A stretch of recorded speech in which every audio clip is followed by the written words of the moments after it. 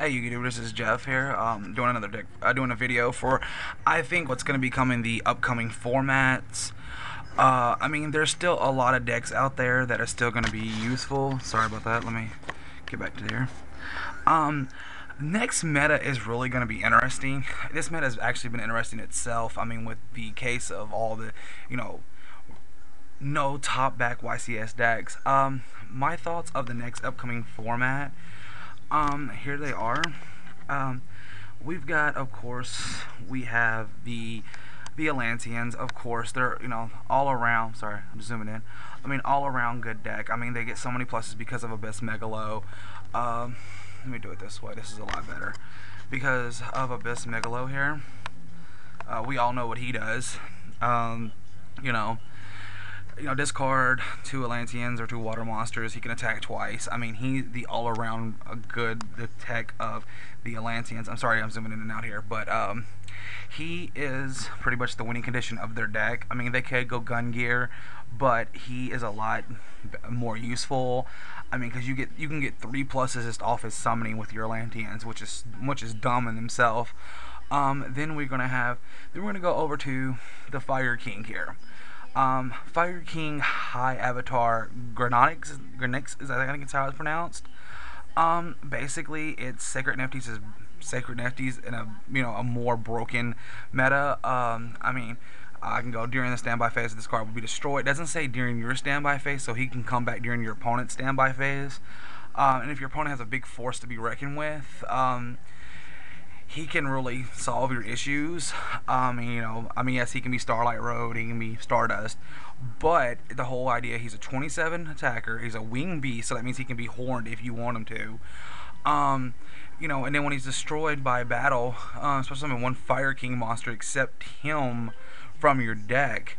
From your deck, and so it's like a continuous loop with some of the other cards coming in this structure deck, especially the continuous card that if your opponent controls no monster, you can special summon one, it gets destroyed during the end phase. That is like if you have a cycle of 2 of them, you pretty much have a continuous loop of your opponent's never going to have any monsters. Combine that with Nefties, it's like, okay, back row field. Every time I can keep doing this. Especially with the other card, Ring of Fire. I'll show you what that does. Then we have the Fire Fist, which this deck is all around another version of Six Samurai. It's a deck that can recycle its spells and traps. You pop them off, they get they get certain effects. Like this one, send 2 fire monsters you control to the graveyard. You can send 2 fire monsters from your spell and track cards into the graveyard to target 1 Fire Fist monster in your graveyard and special summon it. And upon his summoning, he automatically, once per turn, if a Fire Dance monster spell is activated, you can set one Fire Dance monster from your deck. So have that on the field. Activate the Searcher, the one that lets you search out the whole deck, like their Smoke Signal, like Samurai Smoke Signal. You play that, search out that, summon, blah. More field advantage. I mean, it's pretty much Six Samurai. Like I said, it's all around just a great deck. I've played it. I hate it. The synchro is the dumb thing about it. It's one of the main winning conditions of this deck is the synchro, because it lets you just start reusing your fire monsters all the time. Then we have Heraldic. Heraldic is an upcoming archetype, I guess if you want to call it that. They're pretty much like a new version of Wind Up. They can pretty much spam the field just like Wind Up can, and they can do it just about the same speed, especially with Leo and their spell cards that let you push someone from the graveyard. I mean, they have the one that lets you push someone 2. You can only exceed with those 2 monsters. You have their Monster Reborn. Like I said, you have Leo the Searcher, or this card right here. If this card is in your graveyard, you can banish another Heroic Beast monster from your graveyard, target 1 Heretic Beast monster in your graveyard, and add that target to your hand. So it's a continuous Leo. If you have like 3 in your graveyard, banish it, add Leo to hand. Summon Leo, Leo dies, I search out another one. I mean, it's a continuous, like, I say their equivalent would be like X-Saber with Dark Soul, if you can search it out, and like their one card is like Gothams, but you don't have to have control a face-up a heraldic monster. Um, I mean, it's still all around beasty deck. I mean, I've played them; they're good. They lose the Mecro pretty much like a lot of the decks do. Pretty much like the other two I talked about, which was the Atlanteans and the fire structure. They pretty much lose to Mecro because they rely on their graveyard. But like I said, if you can get the Nefties first turn in the graveyard, you don't have to worry about it. You know, you don't have to worry about the Mecro. So you just go, oh, okay. Your opponent goes flip Mecro. Okay, bring Nefties back, kill everything. Sorry about that. Okay, and then like I know it's still it's a deck and a prototype, but Rabbit. There's all versions of Rabbit out there.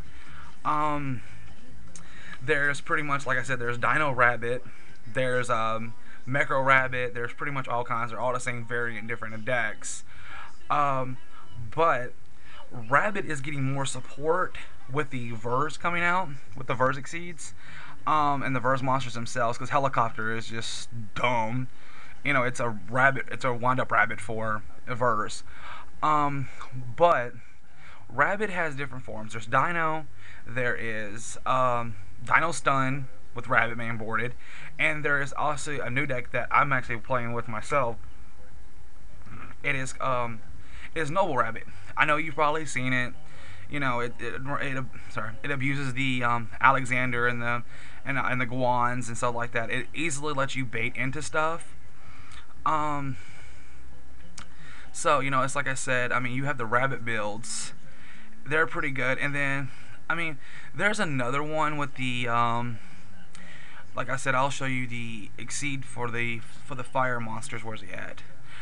There's one of them right there, but he's pretty good too. 2 level 3 fires. Once per turn, you can detach 1 Exceed material monster from this card, target 1 fire monster in your graveyard. Add that target to your hand, but if you do, you cannot normal summon, especially on this turn, or a card with the same name for the rest of the turn. But let me find it here. That's for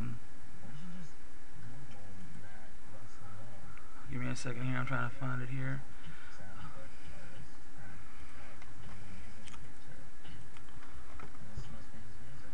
Oh, here we go. Here he is, right there.